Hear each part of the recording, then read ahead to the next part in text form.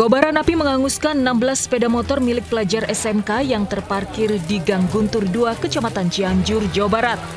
Lebih dari 5 kali ledakan terjadi hingga membuat warga panik.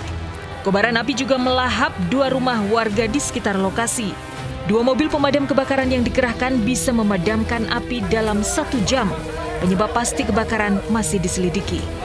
Dari Cianjur, Jawa Barat, Muhammad Andi Isyan, iNews melaporkan.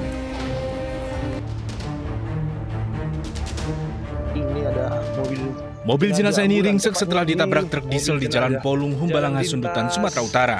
Kecelakaan terjadi saat mobil ini membawa jenazah dari Rumah Sakit Adam Malik, Medan. Mobil melaju pelan tanpa menyalakan sirine.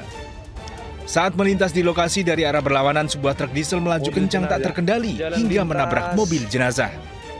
Akibat kecelakaan, sopir mobil jenazah tewas di lokasi. Sementara 2 orang pengantar yang ikut di dalam mobil jenazah luka-luka. Kedua korban luka dirawat di RSUD Dolok Sanggul.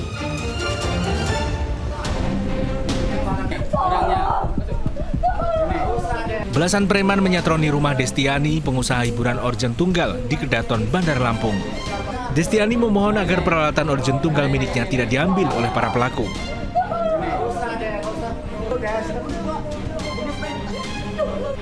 Namun preman tersebut tetap membawa paksa sound system serta peralatan panggung hiburan lainnya bernilai ratusan juta rupiah. Peristiwa dipicu utang korban 134 juta rupiah pada pengusaha restoran di Jakarta. Mereka datang beramai-ramai dengan dia bilang alasannya saya tidak pernah bayar, padahal saya ada bukti saya sudah pernah bayar di bulan 11 dan 12. Sementara itu meminta uang jatah bulanan, seorang preman memalak pemilik bengkel mobil di Cengkareng, Jakarta Barat. Pelaku mengintimidasi korban menggunakan senjata tajam. Pelaku yang ditangkap polisi mengaku meminta uang jatah bulanan Rp100.000. Tim Liputan iNews melaporkan.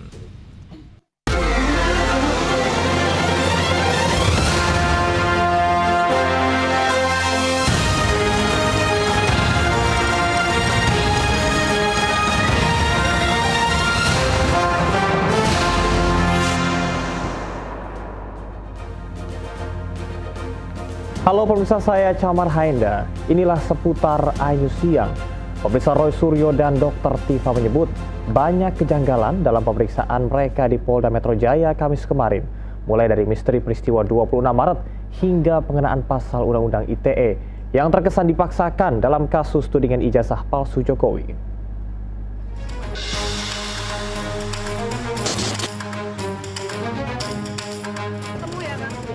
Pakar telematika Roy Suryo memenuhi panggilan Polda Metro Jaya Kamis siang kemarin. Ia diperiksa sebagai saksi terlapor atas kasus tudingan ijazah palsu Joko Widodo. Selama 2 jam pemeriksaan, Roy Suryo dicecar 24 pertanyaan seputar peristiwa tanggal 26 Maret 2025 yang disebut melanggar Undang-Undang ITE. Ada juga pasal yang mau dimasukkan ke dalamnya, ya, pasal yang diselundupkan. Saya nggak tahu menyelundupkan siapa, ya gitu. Itu pasal 32 dan 35 Undang-Undang ITE. Kebetulan dulu saya ikut merancang Undang-Undang ITE bersama teman-teman yang lain.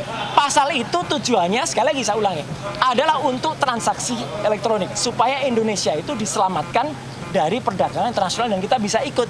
Bukan pasal untuk mempidanakan orang.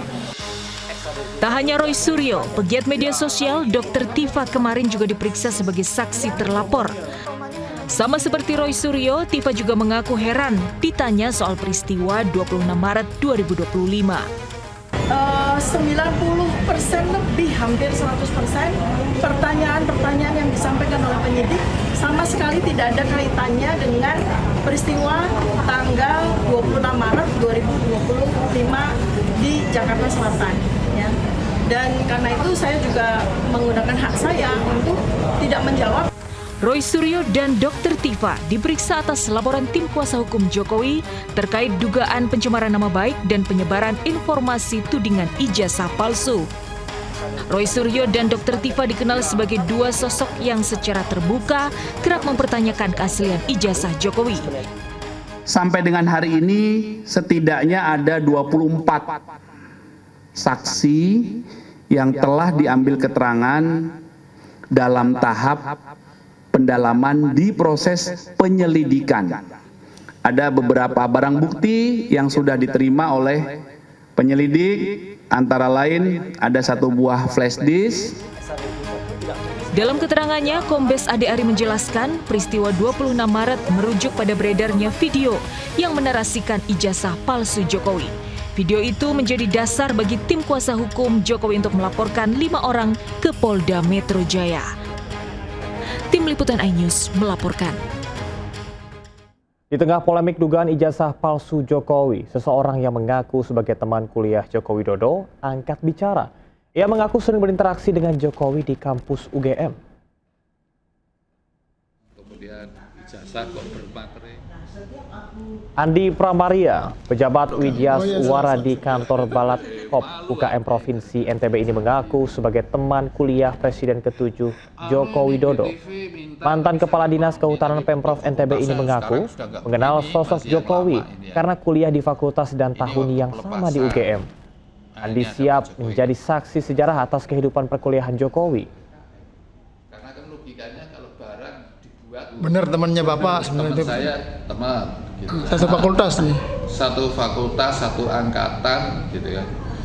Kemudian, jurusan yang sama. Yang sama. Jurusannya sama juga. Jurusannya sama juga dengan Pak Jokowi. Kalau jurusannya beda. Sementara itu, Presiden kelima Republik Indonesia Megawati Soekarno Putri angkat bicara soal polemik ijazah Jokowi. Untuk menjawab tudingan soal ijazah palsu, menurut Mega cukup dengan Jokowi menunjukkan ijazahnya. Orang banyak tuh sekarang gonjang-ganjing urusan ijazah bener apa enggak. Lah kok susah amat ya. Kan kalau ada ijazah ya udah aja dong. Kasih aja, ini ijazah saya. Gitu loh. Kita ke informasi lain, pemirsa. Perundungan Dokter Residen Bedah Saraf RSHS Bandung mengungkap babak baru. Ruang bedah saraf rumah sakit ternyata digunakan untuk tempat mabuk-mabukan. Bahkan jika membuat kesalahan, dokter residen junior disekap.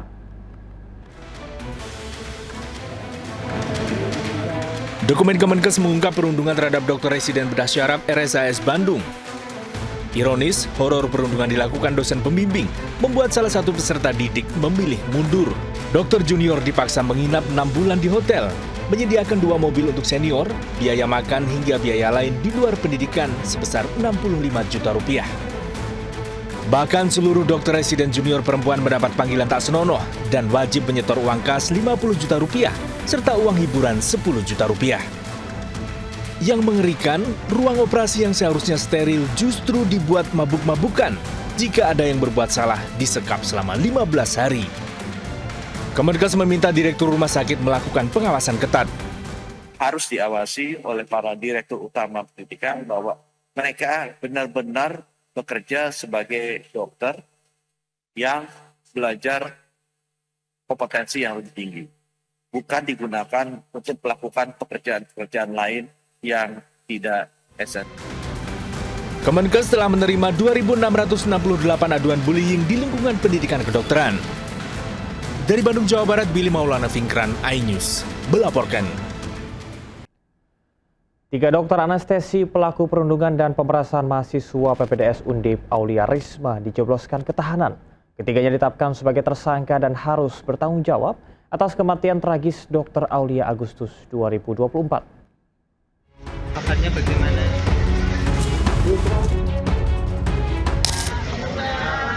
Tiga dokter program studi anestesiologi Fakultas Kedokteran Universitas Diponegoro ditetapkan tersangka atas kematian mahasiswa PPDS Dr. Aulia Risma.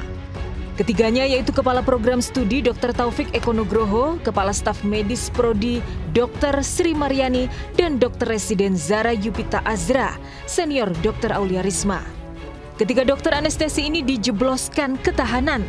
Sejumlah barang bukti telah diserahkan ke Kejaksaan Negeri untuk kelengkapan proses persidangan. Di antaranya 19 ponsel, catatan korban Aulia Risma, uang tunai 97 juta rupiah, kwitansi, bukti transfer, dan bukti percakapan. Untuk para terdakwa, kita lakukan penahanan tahap penuntutan, jenis penahanan rutan, selama 20 hari ke depan terhitung hari ini. Untuk 2 tersangka akan ditahan di Lapas Perempuan kelas 2A Semarang dan satunya ditahan di Rutan Semarang. 3 dokter program studi anestesi FK Undip terancam pidana 9 tahun usai melakukan pemerasan dan perundungan berat terhadap mahasiswa program anestesi Dr. Aulia Risma. Berbulan-bulan diperas uang ratusan juta dan mendapat kekerasan psikis dari para senior, Dr. Aulia putus asa dan depresi hingga ditemukan tewas di kamarnya. Sebelum tewas, keluarga mendapat kiriman voice note Dr. Aulia yang mengaku tidak tahan dengan perlakuan buruk atasan dan seniornya. Dari Semarang, Jawa Tengah, Wisnu Wardana, iNews melaporkan. Pemirsa, sejumlah siswa SD menangis di pelukan orang tua usai tertangkap saat tawuran. Para pelajar ini khawatir akan dikirim ke barak militer untuk pembinaan.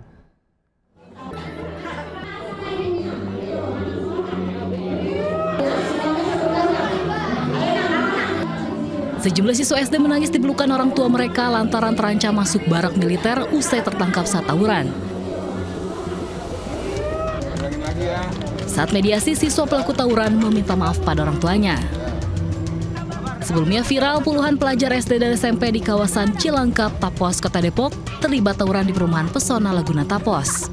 Sejumlah siswa yang terlibat tawuran akan dilakukan pembinaan di barak militer yang disiapkan Pemkot Depok. Kita sudah MOU dengan KONI, dengan Kemenang, dengan Kakasisdik Provinsi, sama Dinas Pendidikan Kota Depok untuk ada pembinaan khusus terhadap anak-anak yang tidak disiplin. Polisi juga memberikan penyuluhan ke sekolah untuk mencegah tawuran pelajar. Dari Depok, Jawa Barat, Yung Rizky, iNews melaporkan. Pemirsa, tidak hanya di Depok, Jawa Barat, aksi tawuran juga menjadi PR besar bagi Provinsi Jakarta. Bedanya, Jawa Barat punya solusi barak militer TNI untuk membina pelaku tawuran. Sementara Jakarta punya program Manggarai Bersolawat untuk meredam aksi tawuran.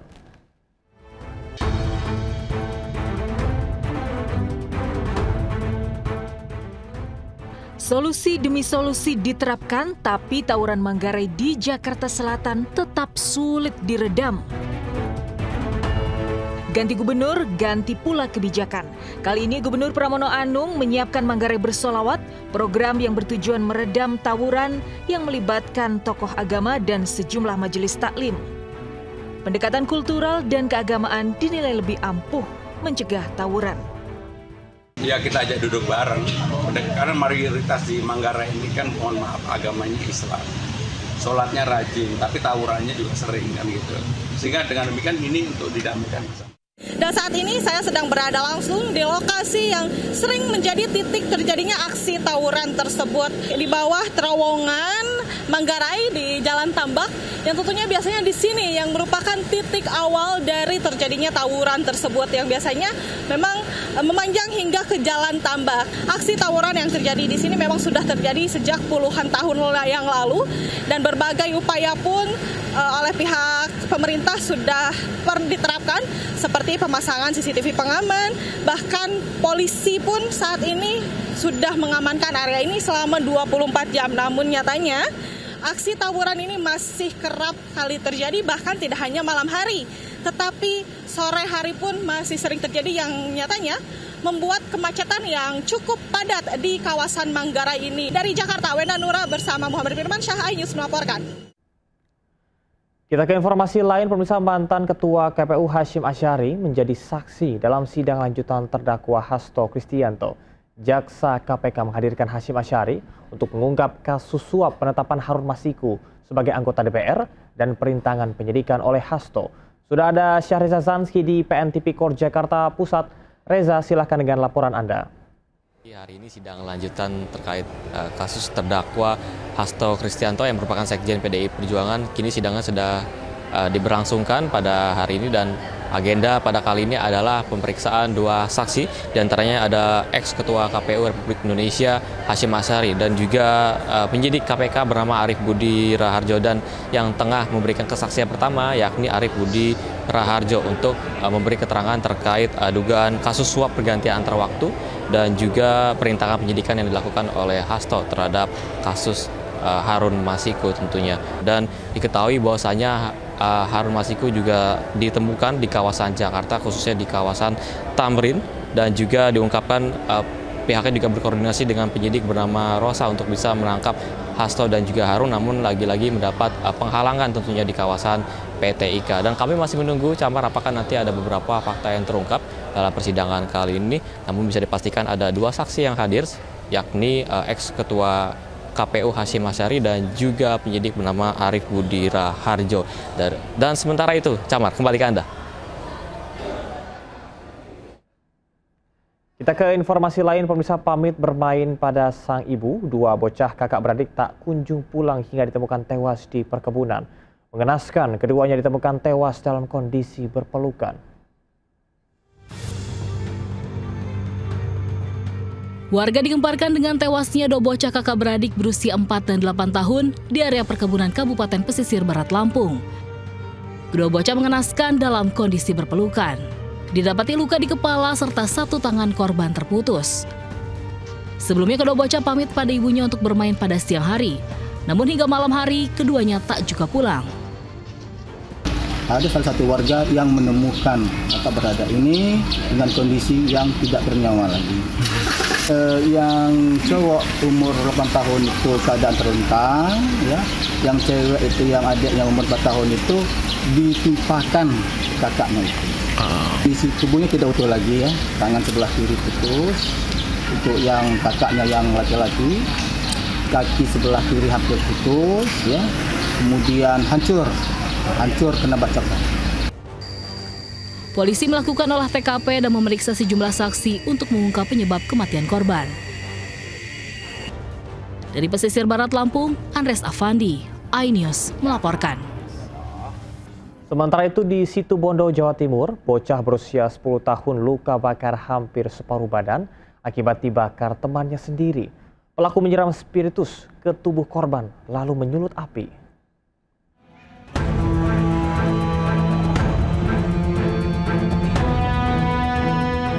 MG, bocah 10 tahun asal Dawuhan, Situbondo, Jawa Timur ini dirawat di rumah sakit karena luka bakar di sekujur tubuhnya.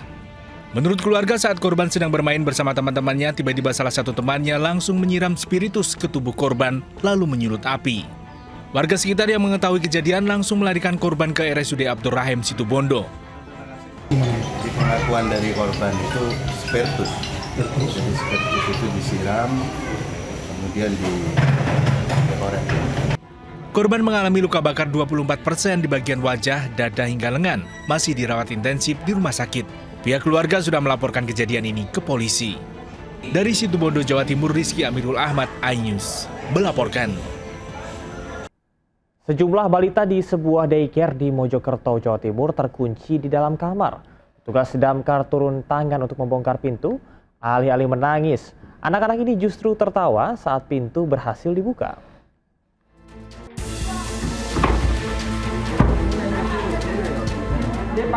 Menggunakan linggis, petugas damkar Kota Mojokerto membongkar kunci pintu kamar sebuah rumah penitipan balita di Magersari, Kota Mojokerto. Sejumlah balita terkunci dari dalam, diduga karena ada anak tak sengaja memainkan kunci pintu.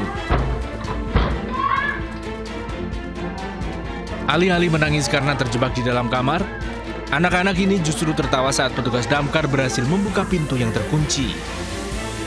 Mana Pak? Kondisi anak-anak ya tetap sehat, kayak pingsan dada, hanya beberapa menit terkuncinya di dalam kamar. Sejak sepekan terakhir, petugas damkar Kota Mojokerto telah menerima 3 kali laporan orang terjebak di dalam rumah.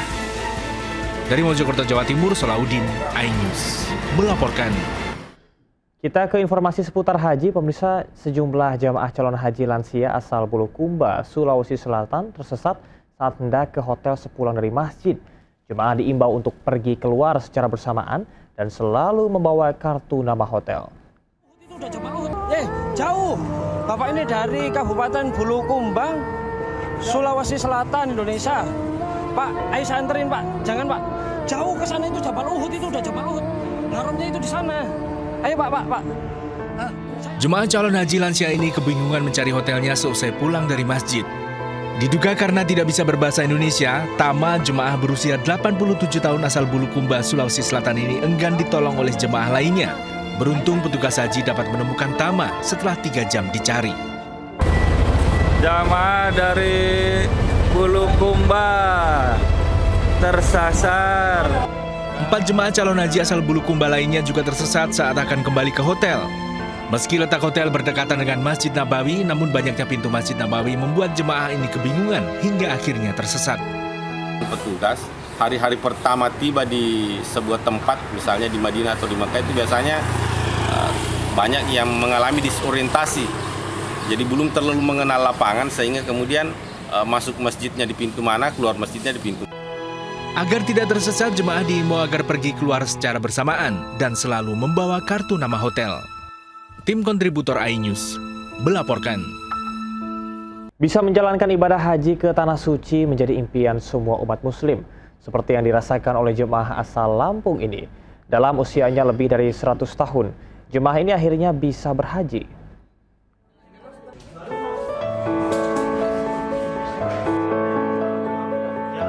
Dalam usianya yang menginjak 107 tahun, Sutia Sunyoto tak henti-hentinya mengucap syukur karena bisa berhaji setelah menunggu selama 13 tahun.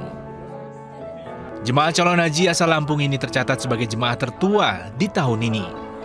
Meski demikian, Nenek Sutia tampak bersemangat menjemput cinta ke Baitullah. Baginya, terik matahari di Madinah tidak menjadi penghalang untuk melangkah menuju Masjid Nabawi. Nggih pengen lho teng Arab niku. Pengen haji. Ini kalau makanya anaknya nggih pun sami bidal santen. Oh, anak pun betul bidal. Pun. Oh, nggih. Kula kentun ki ambak. Seperti jemaah lainnya, Nenek Sutia selalu menyempatkan diri untuk menjalankan sholat berjamaah di Masjid Nabawi. Nenek Sutia berharap seluruh rangkaian ibadah haji dapat ia jalani dengan lancar. Dari Madinah, Arab Saudi, Gigi Irfan, iNews melaporkan. Jemaah calon haji yang sudah berada di Mekah diberikan layanan bus sholawat. Bus gratis yang beroperasi 24 jam siap untuk mengantar jemput jemaah untuk menunaikan sholat 5 waktu di Masjidil Haram. Ini adalah bus sholawat. Bus berkapasitas 45 hingga 50 kursi. Merupakan layanan transportasi gratis yang disediakan untuk jemaah calon haji mengantar dan jemput ke Masjidil Haram. Layanan bus sholawat hanya dimiliki oleh jamaah haji Indonesia, sudah berjalan sejak 2008, melayani 27 rute untuk 4 wilayah. Selain untuk mobilitas jamaah dari dan ke Masjidil Haram, bus ini juga digunakan saat jamaah haji berada di Arafah, Musdalifah, dan Mina sewaktu puncak haji. Jadi nanti semua jamaah yang tiba di Mekah ini akan mendapatkan kartu. Dan dari kartu itulah kemudian jamaah akan mengenali di mana rutenya. Termasuk jika jamaah itu nanti mungkin tersesat, petugas akan mengenali. Sementara bus yang diperuntukkan bagi jamaah lansia dan disabilitas hanya berkapasitas terbatas karena di bagian tengah bus hanya berisi 4 kursi khusus. Dari Mekah, Arab Saudi, Gigi Irfan melaporkan. Pemirsa, sapi kurban milik Presiden Prabowo yang hendak disumbangkan di Polewali Mandar, Sulawesi Barat ditemukan mati mendadak. Padahal sebelumnya sapi jenis simental itu telah lolos seleksi hewan kurban Presiden. Biru ya? Sapi kurban jenis simental berbobot lebih dari 1 ton ini ditemukan mati mendadak di kandangnya. Sapi bernama Turbo tiba-tiba ambruk dan menggelepar di kandangnya di Desa Kebun Sari, Kecamatan Wonomulyo. Padahal pagi harinya sapi sempat dimandikan dan diberikan makan seperti biasa. Sapi kurban sumbangan Presiden Prabowo ini juga sudah lolos seleksi pemilihan sapi kurban Presiden. Sapi dibeli oleh Sekretariat Presiden seharga Rp125 juta. Untuk mengurangi kerugian, sapi kurban Prabowo ini dipotong selagi menggelepar agar daging sapi bisa dibagikan ke warga. Tim dokter hewan Kabupaten Polewali Mandar telah menerjunkan tim untuk melakukan uji laboratorium mencari penyebab kematian sapi.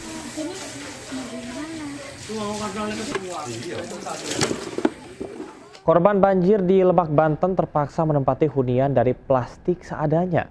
Warga lelah menagih janji Pemkab Lebak yang akan merelokasi pemukiman korban banjir.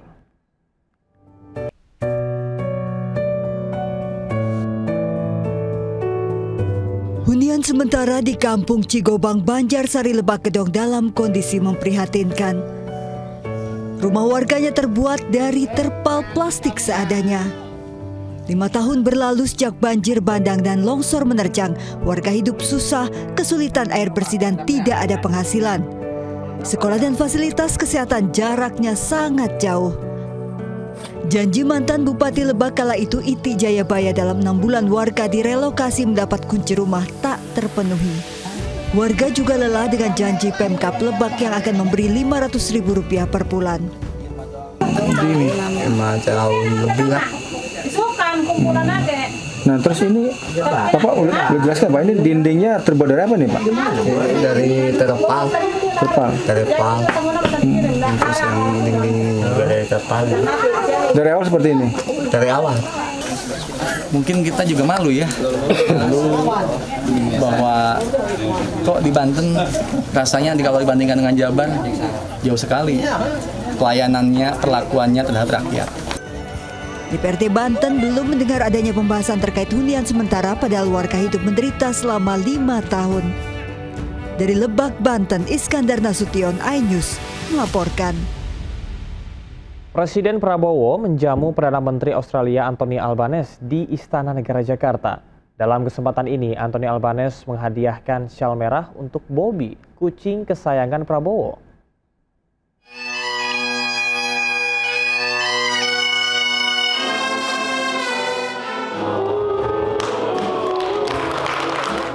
Jamuan makan malam diadakan di kediaman Presiden Prabowo, Jalan Kertanegara, Jakarta.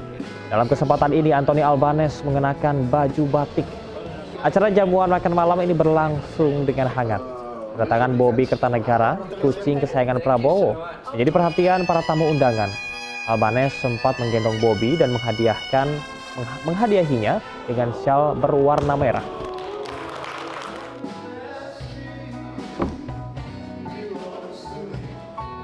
Jangan kemana-mana, tetap bersama Seputar iNews Siang.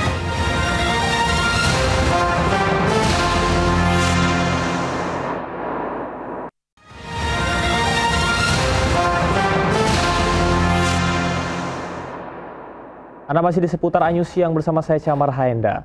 Petugas imigrasi Jakarta Selatan melakukan razia di sebuah apartemen. Sejumlah WNA overstay terjaring razia dan terancam dideportasi. Petugas imigrasi Jakarta Selatan menyisir sejumlah kamar di apartemen Kalibata City, Pancoran, Jakarta Selatan. Petugas memeriksa dokumen WNA yang tinggal di apartemen. Melanggar izin tinggal, 6 WNA dibawa petugas untuk diperiksa lebih lanjut. Di antaranya tinggal melewati batas waktu atau overstay dan tidak mengantongi dokumen keimigrasian. 6 WNA terancam dideportasi.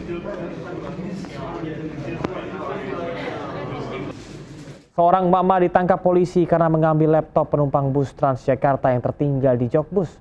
Pelaku tak menyadari aksinya terekam CCTV hingga viral.